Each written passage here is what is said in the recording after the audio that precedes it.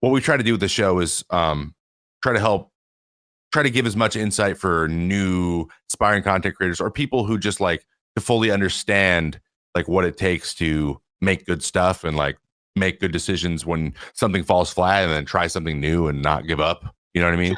And I think Vine is a perfect platform for that, because some shit just didn't work, right? And you had to try something else.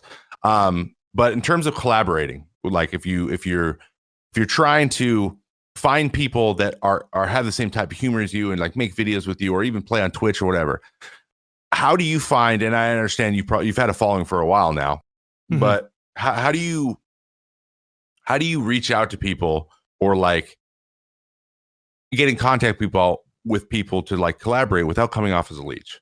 So that's just I feel like that's a big thing in the kind of the community.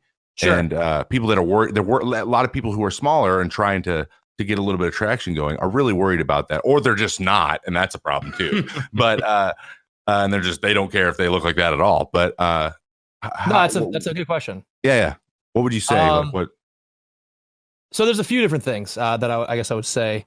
So I think one of the biggest things, and it's just unfortunately how it is in the industry, if you could do something for them and they could do something for you, it's kind of like there's like a mutual understanding that sometimes is unspoken. It's like, hey, like if you're someone who really has like no following and nothing and like no content out there for us to know who you are, and you reach out and go, hey man, I love the game with you. It just seems like you're like, hey, I want to use your audience and grow my audience.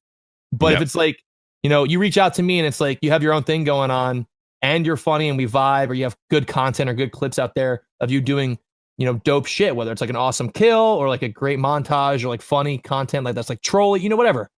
Then it's like, okay, like American Dad, for example, we would DM from time to time. He's like, yo man, I would love to get some games in sometime soon.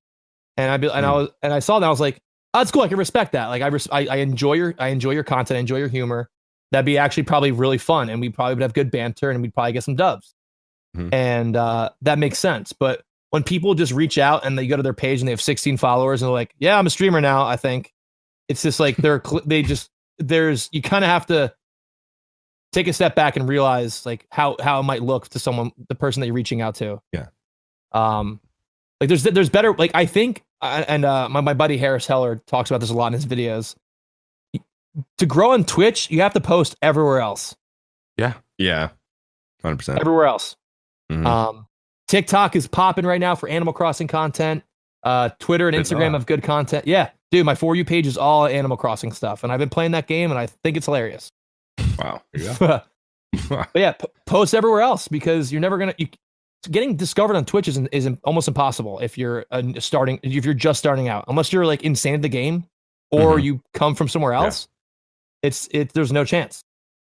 Yeah, I agree. Discoverability is almost non-existent on Twitch. Yeah.